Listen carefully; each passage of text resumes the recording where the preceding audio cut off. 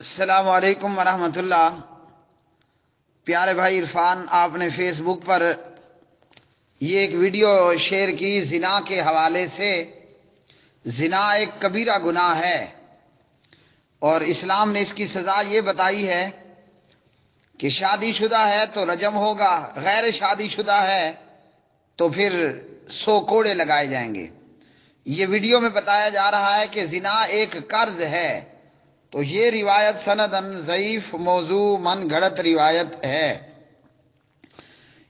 اس روایت کو امام حاکم رحمہ اللہ مستدرک حاکم میں لائے، حضرت ابو ہریرہ رضی اللہ تعالی عنہ کی روایت سے، اور امام طبرانی اسے جناب سید عائشہ رضی اللہ تعالی عنہ سے لائے۔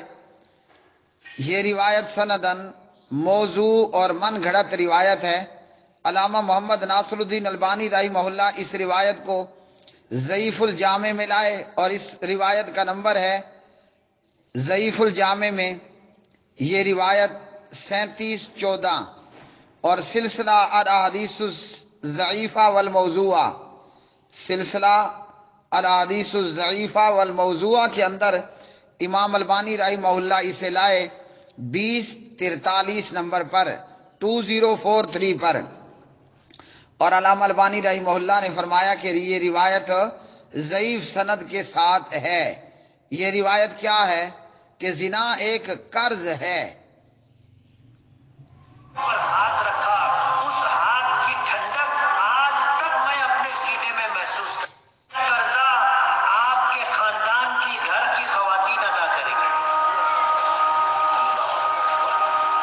کسی کی بہن بیٹی کو بے آبرو کرنا، یہ وہ قرض ہے جسے آپ کی بہن بیٹی چکائے گی۔ بہت سارے نوجوانوں نے میرے اس بات کو سن کر کے فون پر مجھ سے گفتگو کی۔ کبھی انہوں نے لا علمی میں اور نفس اور شیطان سے مغلوب ہو کر کے اس بات کا ارتکاب کیا، ان کے دل پر یہ بات لگی اور انہوں نے اس بات کا احساس کیا، مجھ سے پوچھا کہ یہ حدیث ہے؟ میں نے کہا کہ ہاں یہ حدیث ہے۔ اللہ کے رسول صلی اللہ علیہ وسلم نے فرمایا کہ عفوا نساء المسلمین تعفوا نساؤکم، کہ ایمان والوں کی بہن بیٹیوں کو بے آبرو مت کرو، ان کو پاک دامن رکھو، تمہارے گھر کی عورتیں پاک دامن رہیں گی۔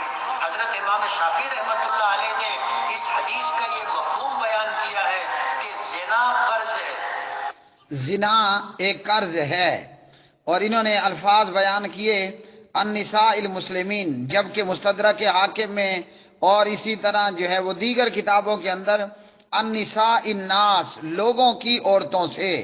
تو بدکاری کرنا ہر ایک کے ساتھ حرام ہے۔ کوئی کسی مسلمان کی ماں، بہن، بیٹی سے بدکاری کرے یا کسی کافرہ عورت سے بدکاری کرے، زنا حرام ہے اور ہر ایک کے ساتھ کرنا حرام ہے۔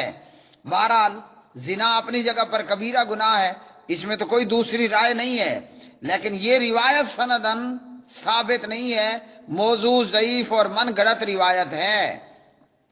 اس لیے کسی بھی معاملے کے اندر چاہیے یہ کہ ہم صحیح احادیث کا سہارا لیں اور پیارے نبی صلی اللہ علیہ وسلم پر جھوٹی حدیث منسوب نہ کریں، کیونکہ آپ نے فرمایا من کذب علی متعمدا فلیتبوأ مقعدہ من النار، جس نے جان بوجھ کے جھوٹی حدیث میری طرف گڑ دی، منسوب کر دی، فرمایا کہ اس کو چاہیے کہ جہنم میں اپنا ٹھکانہ بنا لے، جہنم کو اپنا مسکن بنا لے۔